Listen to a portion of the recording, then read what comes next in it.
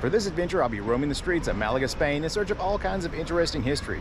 And there is plenty of that around here, some of it really ancient.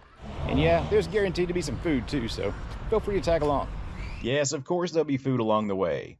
So get ready for an amazing time because we're spending the day hanging out in Malaga.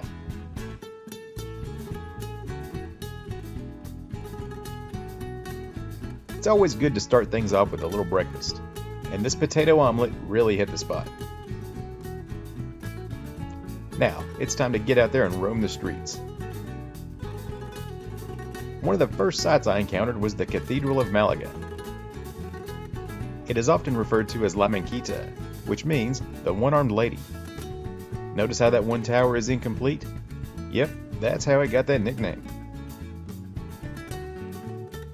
Here is an equally impressive side view of the church. Its construction lasted from the mid-1500s to the late 1700s. No wonder it got so big.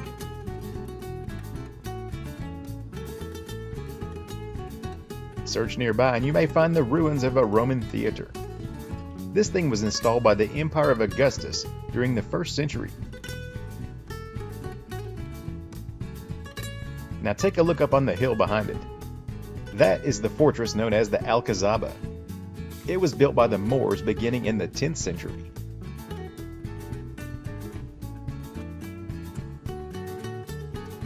Here we see the entrance to that mighty stronghold.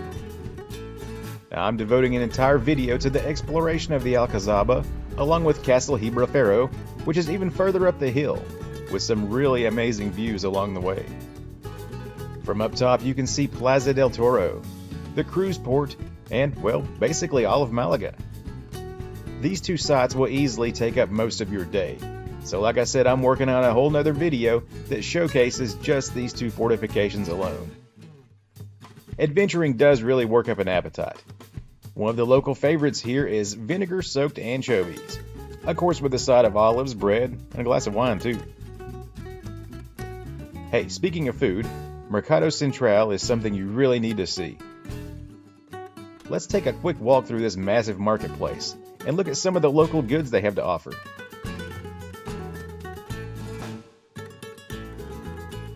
From spices to fruits, you're sure to find it here.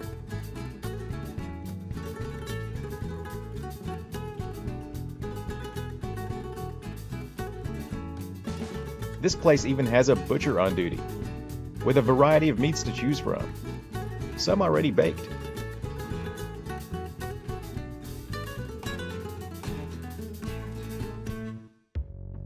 Alright, so you've survived a half day with me, so now I think it's about time for a hotel review.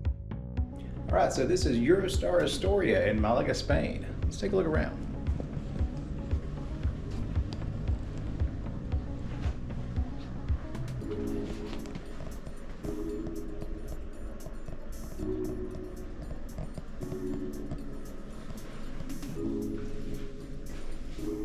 And that shower right there, that's pretty respectable. I like that.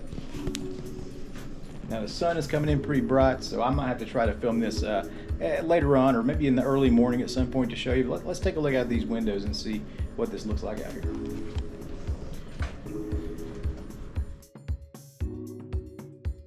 So Eurostar Astoria of Malaga, Spain, pretty cool so far. And they had a pretty good breakfast too. Now that you've seen the room, let's head back out to town and see what else we can get into. Daylight is starting to fade a bit, and that means it's getting closer to tapas time. As you can see, people are starting to take their seats to dig into the local food and beverage. And I'm about to become one of them. I told you there would be food, and I didn't lie. One of my favorite dining establishments in Malaga was Taberna la Antigua. This is where I had one of my new favorite culinary experiences. These are razor clams. Very tasty.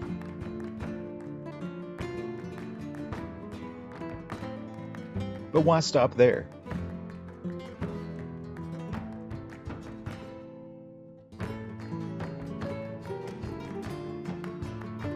Now you can't visit Spain without having some patatas bravas, right? While at restaurant Carmen, might as well have some dessert too to go with it. and yes, another glass of wine. But of course, if none of this interests you, there's always a burger around somewhere. Now that we've eaten, it is time to experience a little bit of Malaga after dark. Turns out I was fortunate enough to be visiting during the pre-Lent Carnival festivities.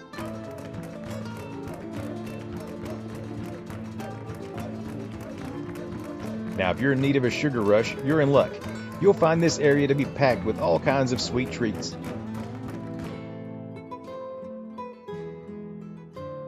There are also gift shops throughout these streets too, to help you find that perfect souvenir.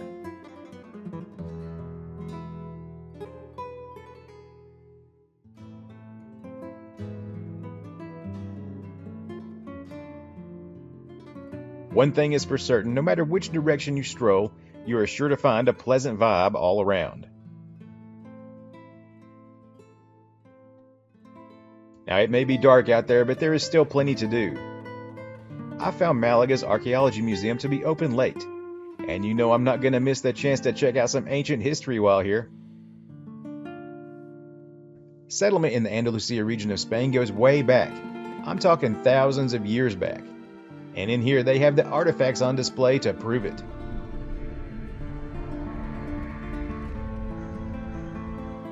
Some of these findings actually involve the prehistory of the area.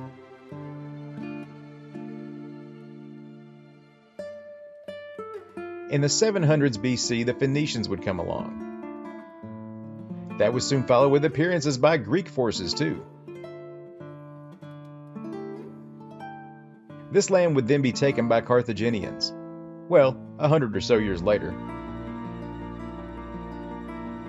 By the 1st century BC, the Romans would be taking control. Remember that theater we saw? It seems they left behind a lot more than just that. Of course, as they say, nothing lasts forever. And unfortunately, that includes empires too. With the fall of the Romans, the Visigoths would soon be making their move. That is, until the Byzantine Empire showed up on the scene. In the early 700s, this area would be experiencing a whole new conquest from the Arabic world, making it part of the Caliphate of Cordoba, and then the Nasrid Kingdom of Granada. Eventually, the late 1400s would witness an event called the Reconquista, in which Malaga would be seized by Christian forces. And that pretty much brings us up to the foundations of what we now know as Spain. As you can see, the local history is not only interesting, but, well, pretty complex too.